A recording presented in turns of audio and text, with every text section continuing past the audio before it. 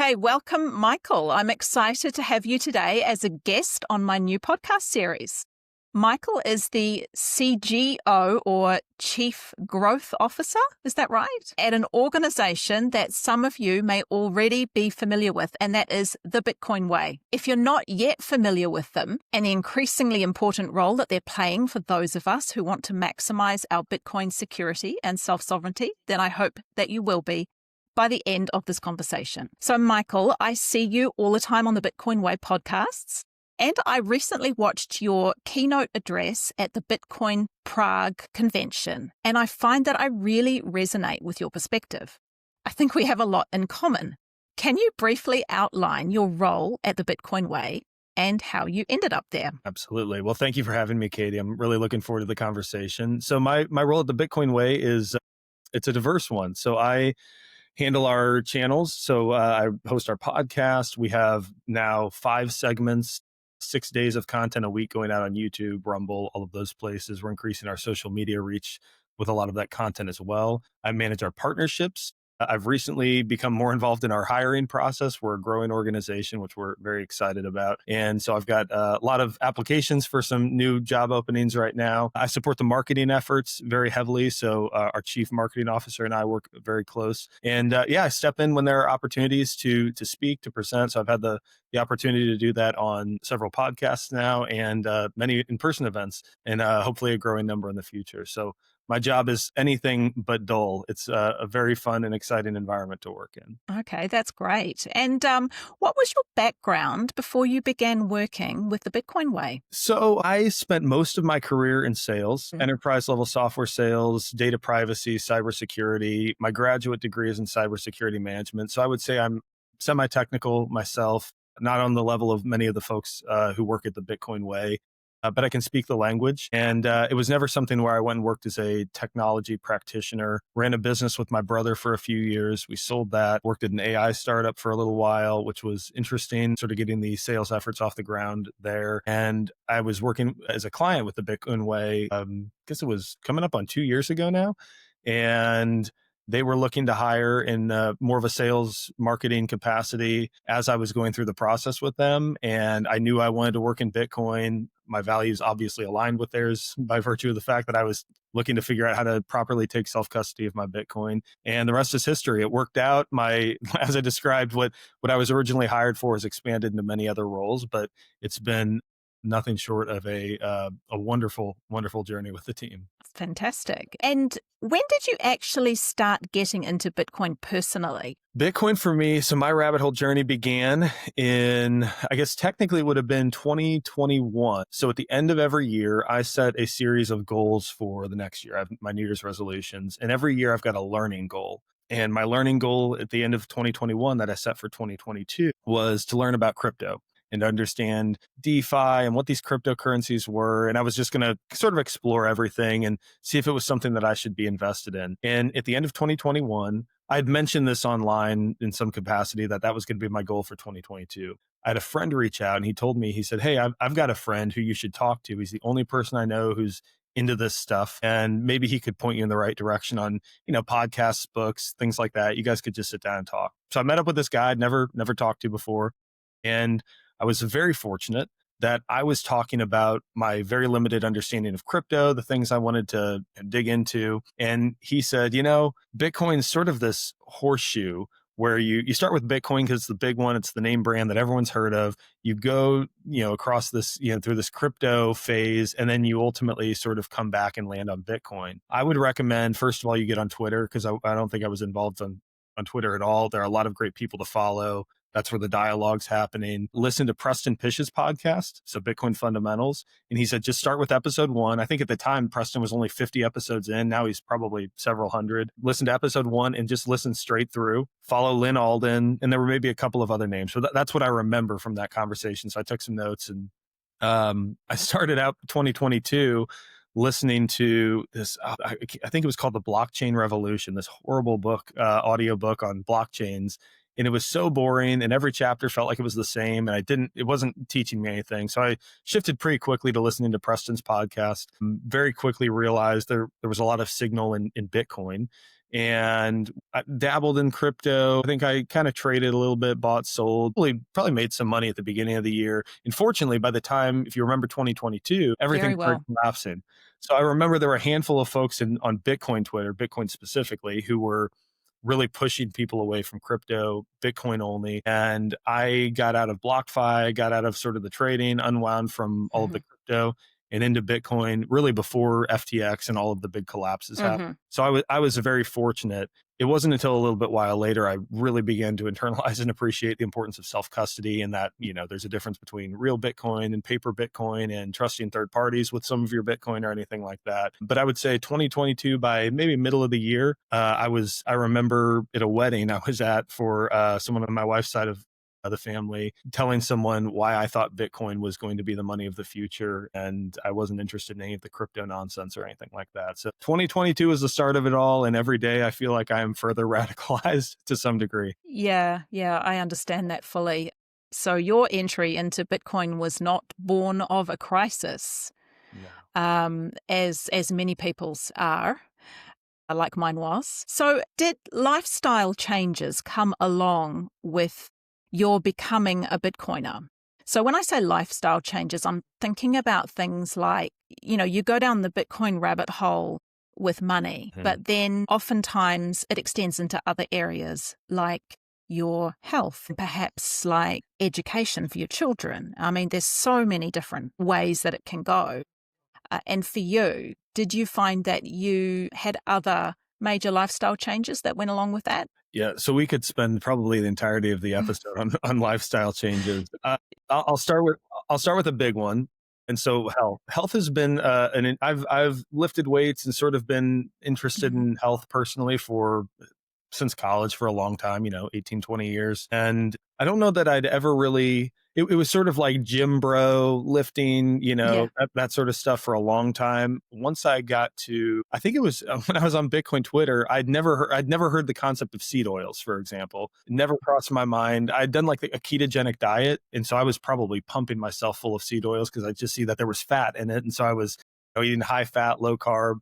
That was more just experimental. I've always been curious and experimental with things, but I had a bunch of random Bitcoiners, many of who I've still never met, point me, I think, in a much healthier direction. And so I'm at the point now where I did carnivore for 18 months Hmm. following, I think Saifedean was probably the person who had heard about it, and he was the one who sort of pushed me that direction. After about 18 months, I wasn't feeling optimal. For a long time, I felt great. It was awesome, 20 or 30 pounds doing that, and decided to reintroduce fruit. But I haven't eaten vegetables in 3 years. I haven't eaten dessert in 3 years. I just don't touch that stuff, and feel great now doing that. The way that I have gone about even things like exercise has changed, and I continue to experiment. But what I Hmm. find with Bitcoin is you kind of end up going back to the basics of everything. You sort of step back and say what makes sense here. And so my wife and I, take our kids to the farmers market,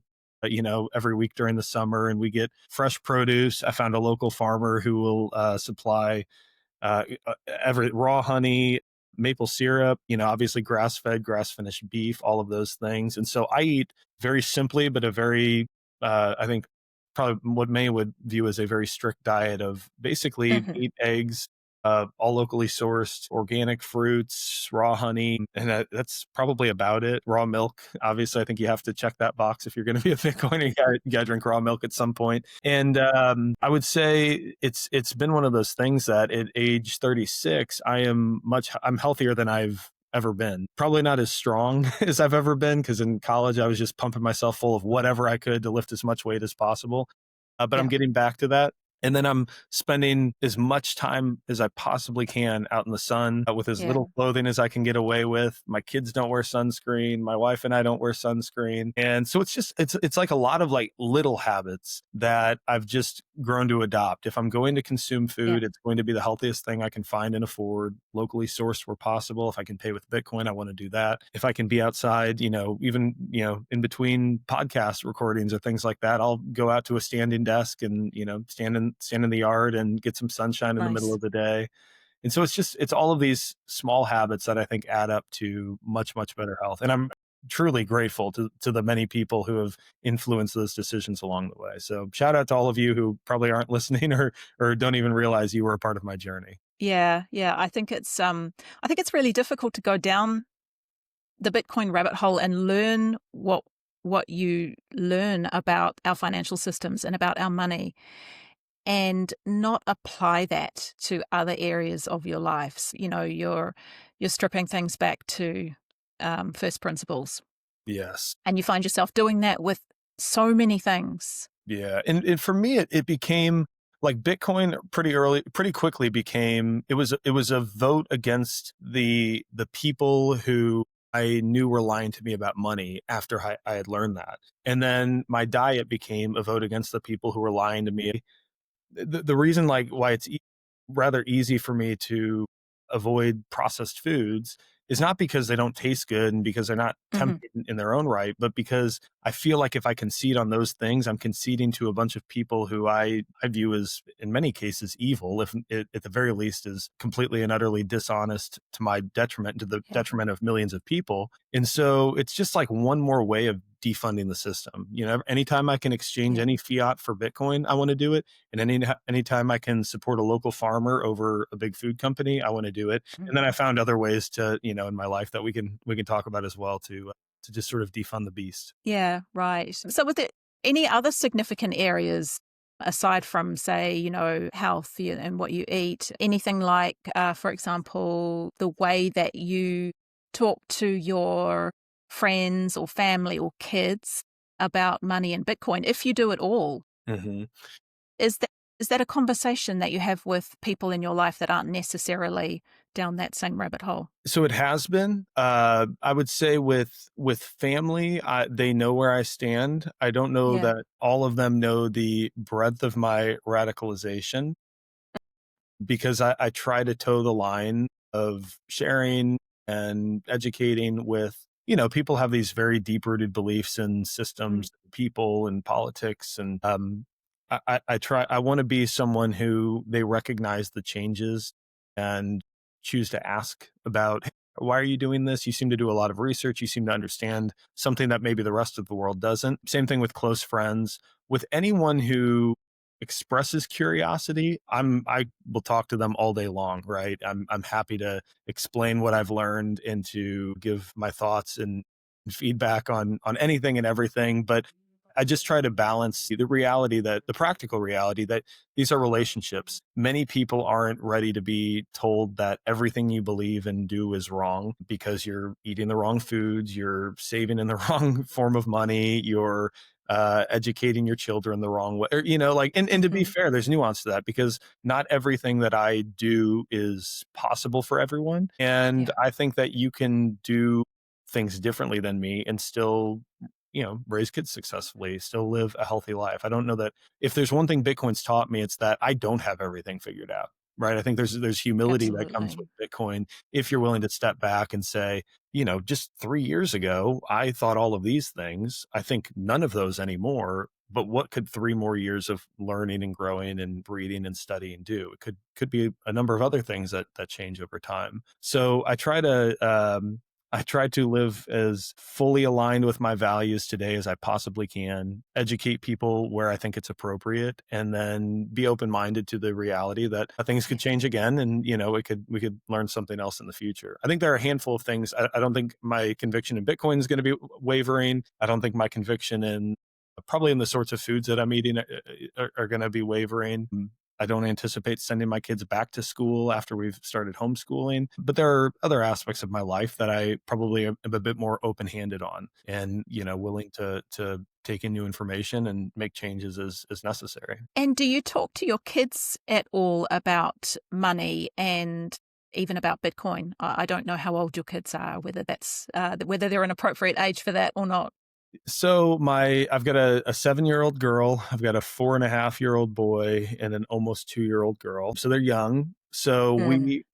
especially with my oldest daughter, we have started talking a little bit more about that. She and I have a fun relationship. She's always trolling me about. She's like, I don't care about Bitcoin, like just like kind of messing with me because Yeah. she knows that that's something I'm passionate about. But I have, I've kind of explained to her, hey, like when she started like a business with her cousin where they're making bookmarks and they're selling bookmarks, and so she wanted to sell them for $1. And to be fair, there aren't a whole lot of people who could send her sats in her life. And Hmm. so I try to explain, hey, like I could send you Bitcoin and that Bitcoin's going to be worth more someday. But if I give you $1 for this bookmark that you made, that dollar is going to buy you less in the future. And so there are just some of those rudimentary conversations. One of the tools I've found helpful just to begin planting the seeds are the Tuttle Twins books. I don't know if you're familiar with Tuttle Twins. I'm not. I have actually heard the name.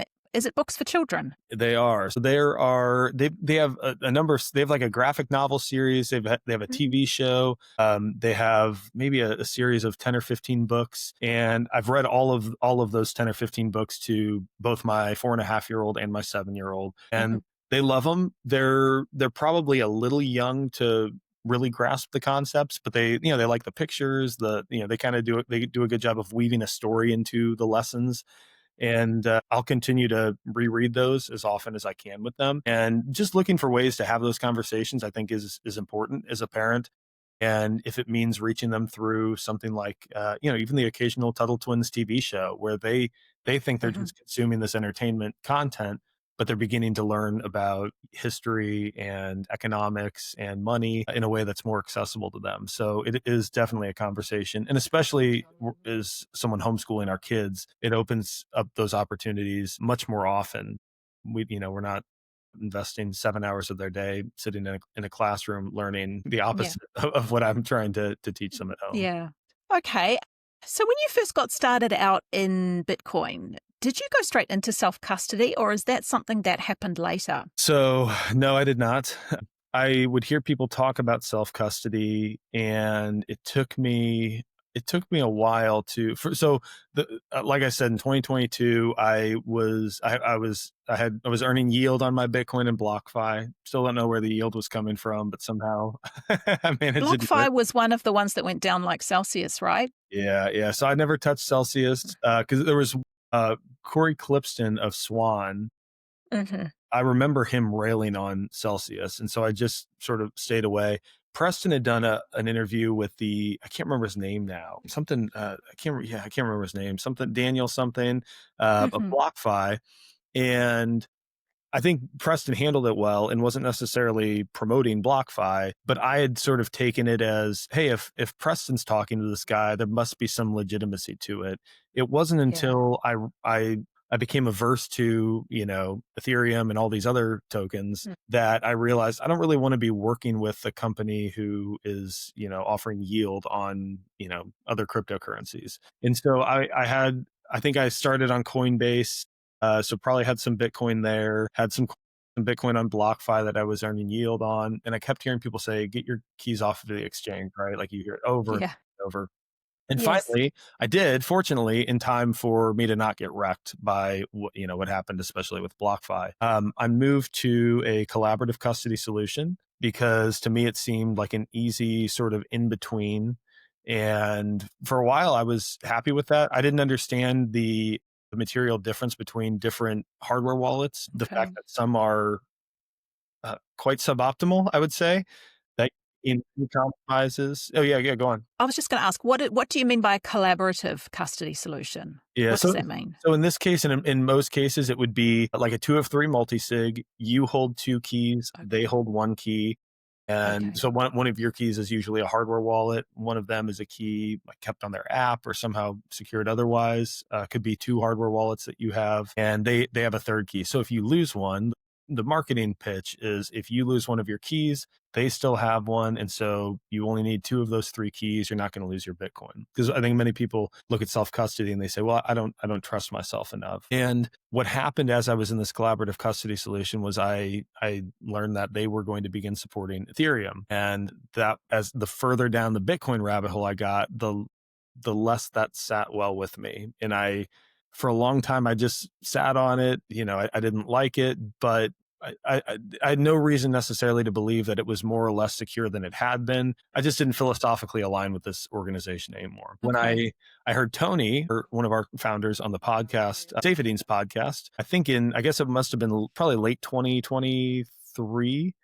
And I have no idea what he said. I would need to go back and listen to this, but if you've ever heard Tony talk, he's very compelling and makes a lot of sense. And you begin to understand that he is someone like you who found Bitcoin out of economic necessity. He was in Lebanon when the currency collapsed in 2019. And while I didn't have any immediate concern that like the United States is going to collapse tomorrow, my dollar is going to be completely worthless, hyperinflation, I realized if that is the trajectory that we're on, I need to begin learning these skills, and I need to stop trusting someone else with any portion of my wealth, or certainly not my sensitive data. Because when you have to KYC yourself, or at least share certain elements of sensitive data with a collaborative custody provider for them to identify you if you need to access to that third key that they have. And the more I listen to Tony, and the deeper down the rabbit hole I got, the less comfortable I was with feeling like I needed anyone else as part of my custody arrangement. I wanted to secure my own. And so that was when in late or early 2024, so it's really been almost only 2 years, I signed up with the Bitcoin Way and really had no idea what I was getting into exactly. I just knew that at the end of the day, I was going to be in 100% self-custody. They didn't need to know who I was. They didn't need to know my government ID number, my address, nothing about me, but they could train me on this new set of skills. And in early 2024, that's when I took self-custody for the first time. Haven't looked back, sleep better at night than I ever have since my time getting into Bitcoin, and am very happy with the decision I made. Okay. Yeah. So I'm just going through that process. Well, I'm almost there, going through that process myself right now. It's been a real eye-opener, I have to say. A real eye-opener, because I thought I knew what self-custody was, but I have learned so much since I've been working with the Bitcoin Way. It's been fantastic though. Yeah. Like I feel so much better now. Yeah, I think there's a misconception about self-custody that, well, if you take self-custody, you're a single point of failure. And while you may be a single point of failure, the custody setup does not need to consist of a single point of failure. It's trivial to create lots of redundancy, add additional security measures, things like passphrases. I'm not sure if you're there in your process, but there are a number of ways of doing it better. We talk a lot about the trustless nature of Bitcoin. The reality is in the real world, while maybe we don't want to entrust our money to someone else, we have people that we love and trust in our lives generally who can also, secure part of your seed phrase, add redundancy. You can make multiple copies. You can stamp it into metal and, bury it in your backyard, and then stamp it again into metal and save it somewhere else. Right. And so there are a number, you can, input your seed phrase into a hardware wallet, put a PIN code on top of it, give that to a loved one who you trust. They put in a fire safe vault, and they would never know how to access it even if they wanted to, because they don't have the PIN code. So there are a lot of things that you can do to make sure that if something happens to you, you have an inheritance plan in place. You've got a spouse who you trust who knows how to do have these skills. The Bitcoin Way is, we offer, not only inheritance planning services, but you can purchase additional hours with us that if something were to happen to you as an individual, your spouse could come online with the Bitcoin Way. They could guide you through accessing it based on the instructions that have been left. So there's so many ways of doing it, honestly, just in a bulletproof way. Yeah. One of the biggest hurdles is because of the marketing efforts of all these other options, whether it's multi-institutional, collaborative custody, it's like overcoming that hurdle that they honestly kind of put out there for us, that you can do this by yourself. You don't need to KYC yourself. You don't need to give all this information up. You don't need someone spying on when you send a transaction, which is part of what happens in collaborative custody. You can do this yourself. And that's what I'm doing with my health. That's what I'm doing with my kids' education. That's what I'm doing. What's what I'm trying to do in every other aspect of my life. Why do I need to compromise with one of the things that I want to be most private? How much wealth I have and how I choose to use it and when. Yeah. Yeah, absolutely. I completely agree with that. I mean, personally, I would not feel comfortable with a multi-sig setup that involved a third party who was, not someone that I knew personally and trusted, like one of my loved ones, my family members. That's not something that, and especially after going through the process with the Bitcoin Way, just as you were saying, you realize that you don't actually necessarily need that anyway. And you don't have to be, you as the person doesn't have to be the single point of failure.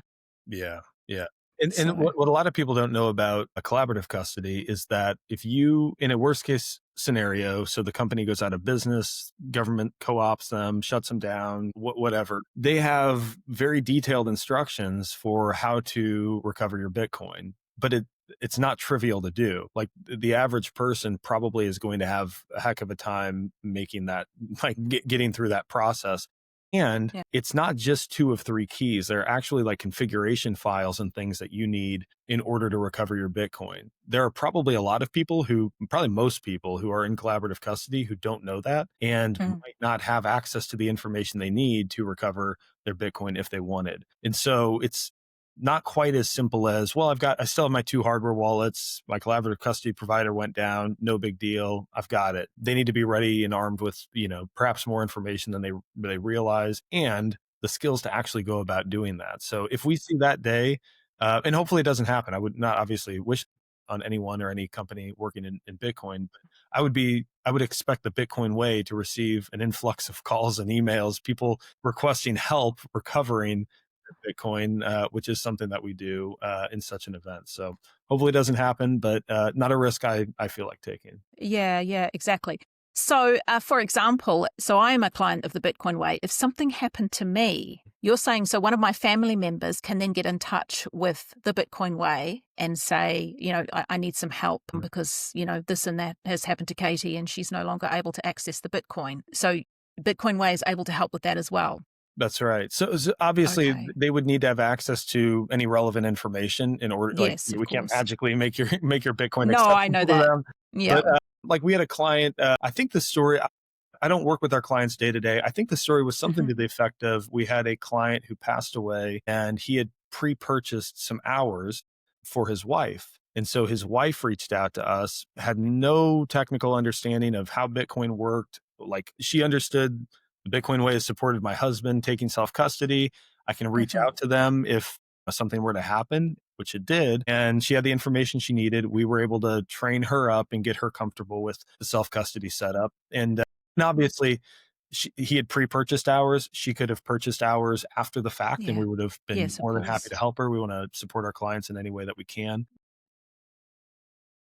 We actually shared her, we removed her identifying information, but shared the story that she had written to one of our team members, thanking them in Hmm. our last monthly newsletter. And Yeah. it was just really a beautiful story and thank you note that you realize like we know conceptually the work that we're doing is impactful for people and the sovereignty that Mhm. they're achieving, but when you hear someone who really had no knowledge of how it all worked come around to understand, okay, this is why they do what they do, they were able to help me, and it was an incredible thing to get to read. Yeah. And I guess if her husband had not been working with the Bitcoin Way, if he'd just done his own self custody setup, she might have never, been able to access it.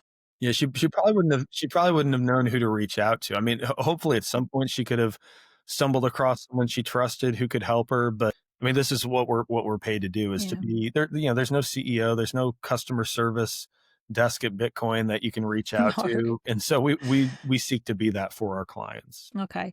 So, aside from helping people with their self custody setups, you offer some other services as well, such as the one that I've been hearing a lot about recently is the Plan B residency. So, can you tell me a bit more about that?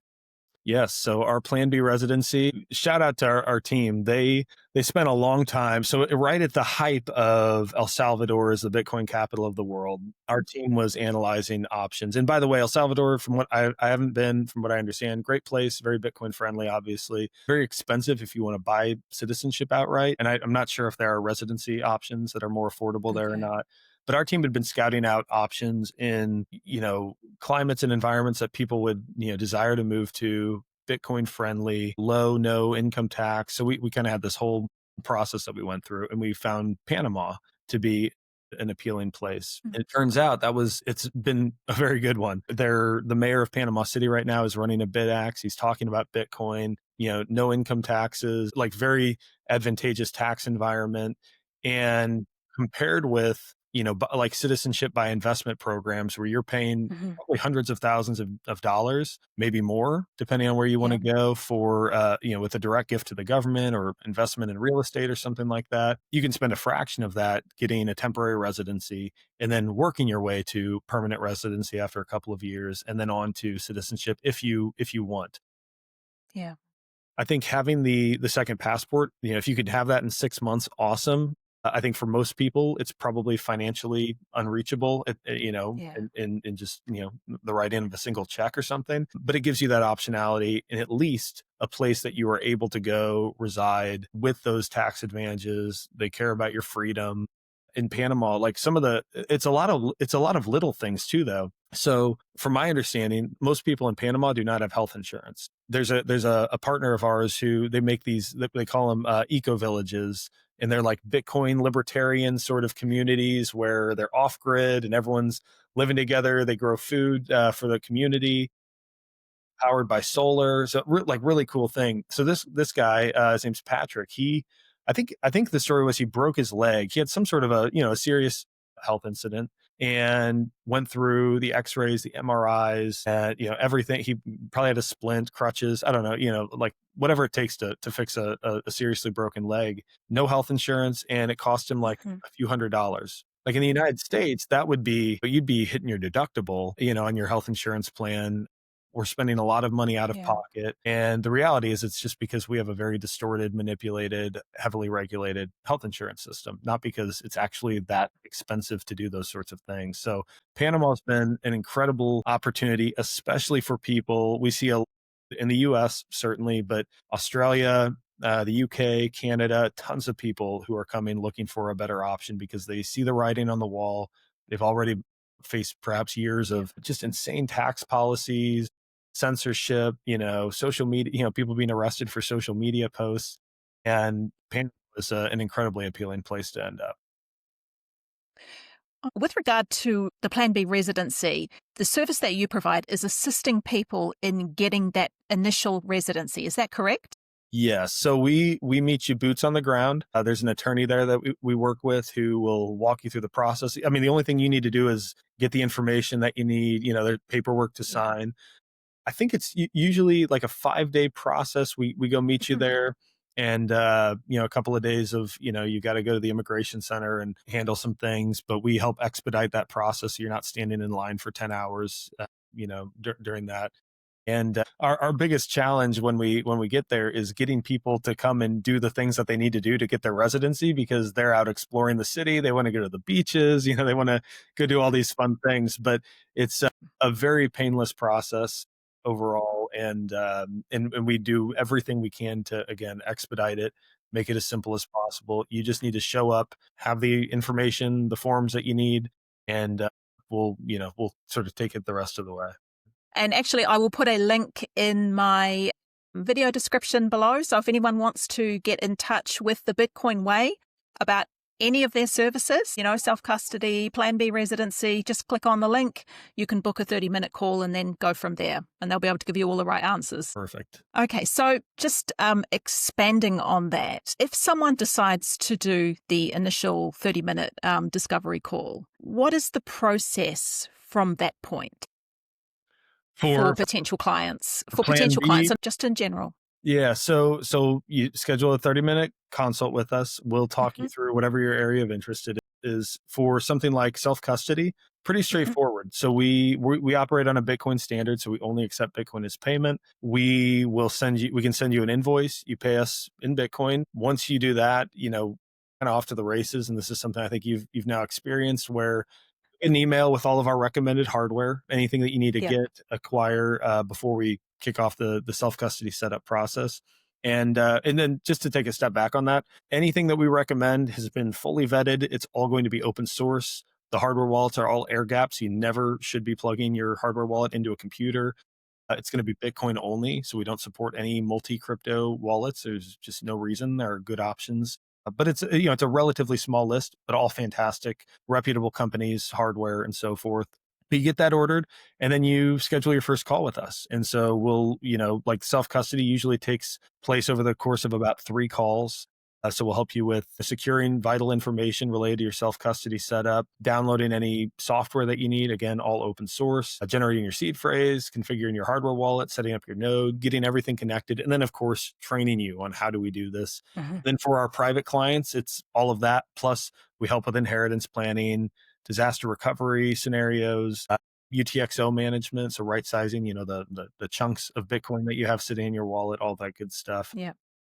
And so it's a very seamless process. I mean, it's really just a matter of finding time on your calendar that works, taking the time with our team, and they hold your hand the rest of the way. And then we've got videos that go out to you as well that explain what we did in the process, what you should be prepared for on each call, so you're never guessing or feel like you're unsure about where you're at in the process as well. And so that's like self custody. And then we can help you set up privacy phones. We have a cybersecurity service for locking down your devices. Same sort of thing. Those usually happen over one call. And then plan B is obviously a little bit different because you're actually meeting us on the Mhm. ground in Panama. So we have we'll plan trips. Like I think there's actually one going on like next week or something. And then I think we're going to be back in January or February maybe. Yeah. And so you just find the next time that there's availability for us to meet there with you and resume the process. Sure. So, just changing topics a little bit, do you think that the widespread institutional adoption, so for example, Bitcoin ETFs or Bitcoin treasury, so like MicroStrategy, do you think they are a net positive or negative for Bitcoin? Okay, so there's some nuance here. I would say, first of all, let me distinguish the two. I think the ETFs are more benign. I think that it is great that people have the option to get some exposure to Bitcoin, certainly in areas that they might, retirement accounts, pension funds, places where otherwise they would just sort of have their hands tied. I think that's good. I think it's a good signal to many people that Bitcoin is here to stay. So when Yeah. someone like Larry Fink starts talking about it, I think whether I like it or not, it's a credibility indicator for financial advisors, for folks in TradFi who need that green light from someone that is well respected, whether I respect them or not. I think it's also a bit of a trap. There are many who I've heard say, well, the value of the ETFs, like hardcore Bitcoiners will say, well, the value of the ETFs is, first of all, number go up, so it brings attention to people, which I think is probably true, at least over a long enough time horizon. What I think I tend to disagree with is the ETFs are going to be like the gateway drug to learning about Bitcoin. What I would tend to imagine, I try to imagine myself as a non-Bitcoiner buying some exposure to the ETFs just because it's been the best performing asset. And I feel like I've been sitting on the sidelines too long. And then I see that number go up in my brokerage account, right? I see like Bitcoin, the Bitcoin ETFs have outperformed the S&P 500, or, they're doing really well. I'm going to double down on that, or I'm just going to hold it. Or maybe I'm going to sell and take some of those gains because I want to, put in a swimming pool or what have you. I don't tend to imagine that most people who are getting in simply because now they can and because Larry Fink said it was okay are likely to have the curiosity to say, hang on, what is this thing? I'm going to go down the Bitcoin rabbit hole and start listening to a bunch of Bitcoin podcasts and go on Bitcoin Twitter and learn from all these really smart people and learn self custody. Like most people already don't have the time for that, or they're not willing to make the time for it. Like usually one of those two things. And so I'm not optimistic that it has quite the cascading effect toward a world of self-sovereignty that some people speculate.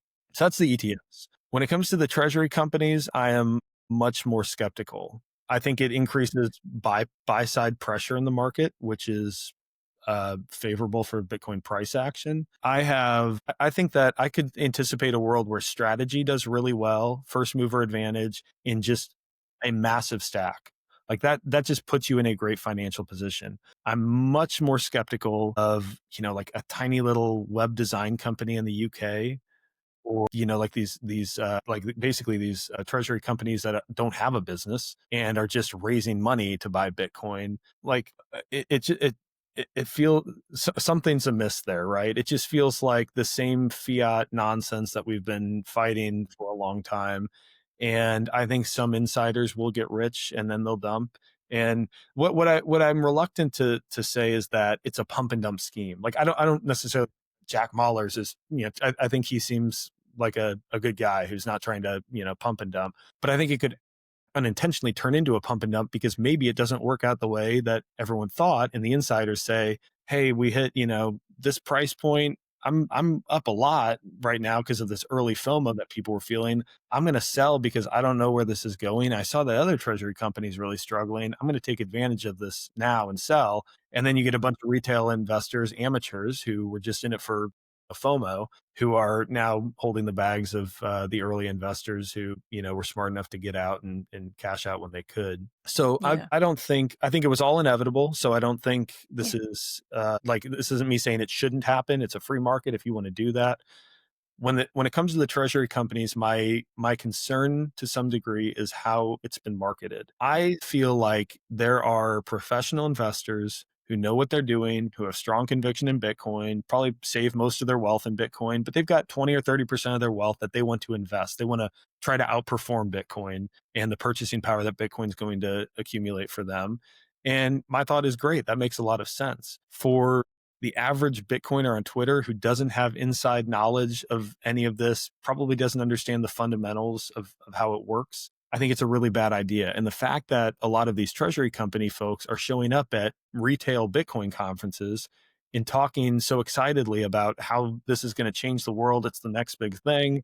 To me, it Yeah. feels like the ICOs of this cycle, or like I wouldn't touch it, like unless you're just putting a little bit of money in to have some fun and see if you can outperform Bitcoin, great. But what's Bitcoin done? Like 50% average compound annual growth rate over the last decade. Yeah. How much is I think enough? it's more than that, actually. Yeah, Yeah, exactly. like Yeah. like what are you trying to do? Are you trying to grow your wealth, achieve self-sovereignty, defund the fiat system, or are you just Mm. trying to get rich and buy a Lamborghini? And to me, like maybe I'm just a simple guy, but I just want to provide for my family. I want the value that I provide in the world to not be extracted coercively. And so I'm going to secure that wealth in Bitcoin and just kind of ignore all the hype and the noise. And, if I'm wrong, maybe some people make more fiat dollars than they would have otherwise. But to me, that's not quite the victory that I think a lot of people suppose it is.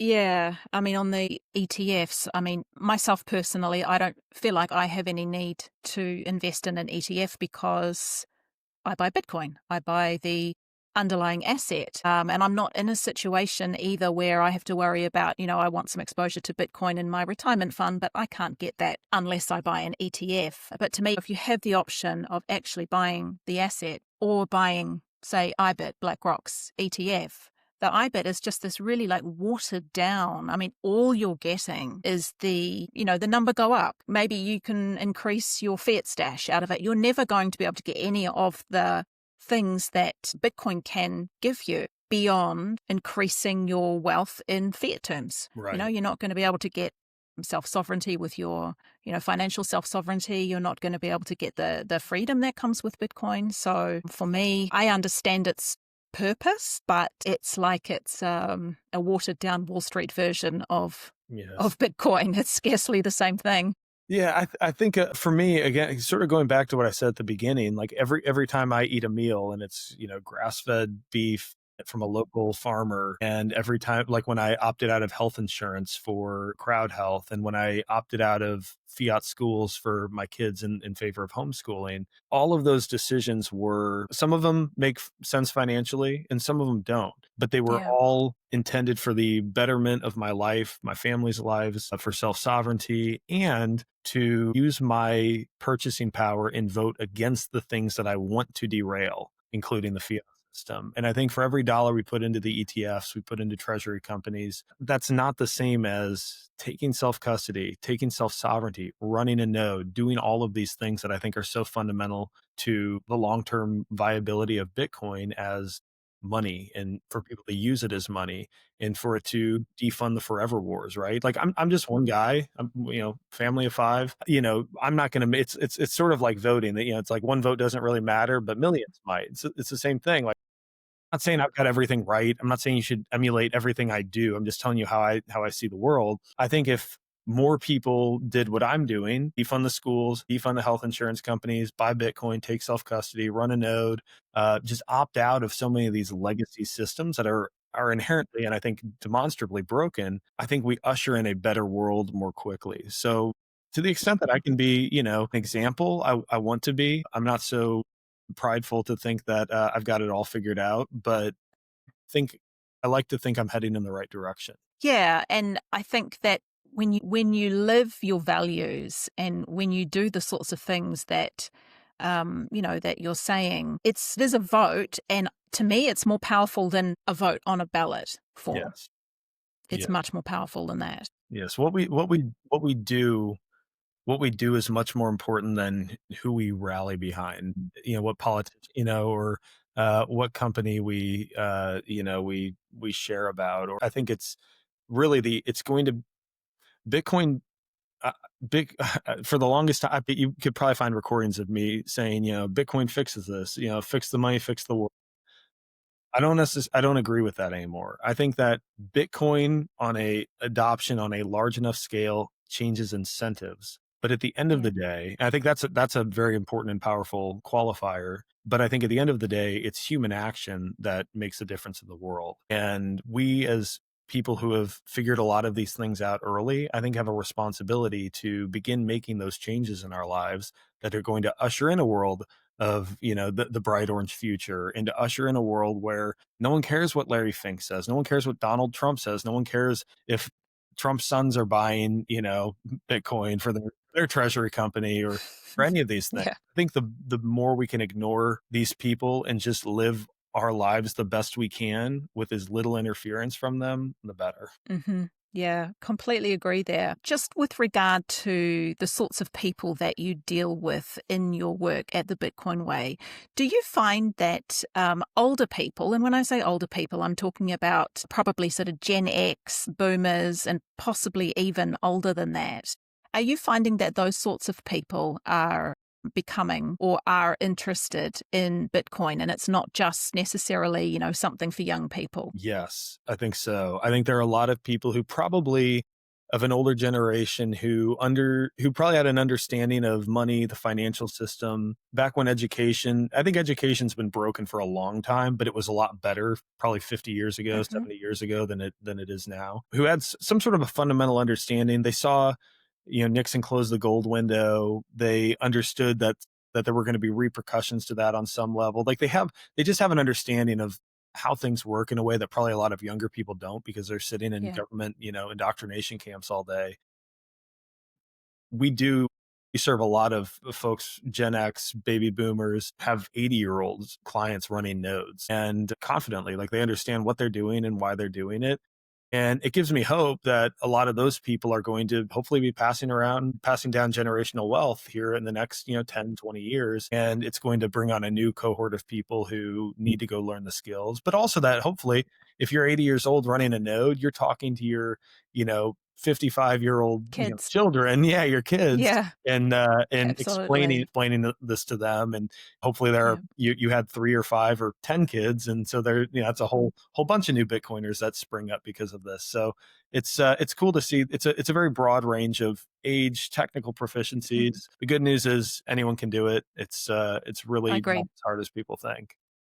Yeah, yeah, no, absolutely not. Okay, one last question. Who has influenced you the most when it comes to being a Bitcoiner? I'd have to say Tony, our founder, Tony Yazbek. It's up until working for the Bitcoin Way, I would have said Preston, just Hmm. because I learned a lot listening to his interviews. I'd say, there are a lot of Saifedean, people like that, who I think have had a huge impact on me. Larry Lepard, Hmm. probably like educationally understanding the plumbing of the fiat system and why it's so broken. I would say the longer I've worked with Tony, the more radicalized I've been. And I mean that in a good way. Yeah. I feel very segregated from what the rest of the world is doing. In my experience, if everyone else thinks it's normal and is doing it, you probably need to reevaluate and assess, is there a better way? And Tony has been a sort of a North Star for me on a lot of this stuff. If anyone doesn't know Tony, go to the bitcoinway.com. You can schedule a consult with our team. You'll at some point cross paths with him. Check out our YouTube channel, obviously, because he's ranting on there all the time. He's been right about a lot of things, and it's just a good reorienting influence in my Bitcoin journey. Yeah. Yeah. I remember one evening I was listening to I think I was listening to some YouTube videos, and it has this autoplay feature. And it started playing a talk that Tony gave at, I think it was a Bitcoin convention. I don't know which one. It was a while ago now. And he started talking, and I was very sleepy when I was listening to it. And he started talking, and all of a sudden I woke up and I was like, this story is incredible, because he talked about his background, what happened to him in Lebanon. And I just found his story and his words very, very compelling. So I totally understand why you would say it would be Tony that would be, such a significant influence. It's hard to work with a guy like that all day and not leave unscathed, in the best way. So it's a lot of fun. Everyone should check out Tony. Yeah, I agree. Well, we're running out of time. We'll end it there. But I just want to say thank you very much for joining me on this podcast and sharing your story and your knowledge. It's much appreciated. Thank you so much for having me, Katie. It's been a blast, and look forward to staying in touch with you. Yeah, fantastic. We'll talk later. Later. Cheers. Cheers.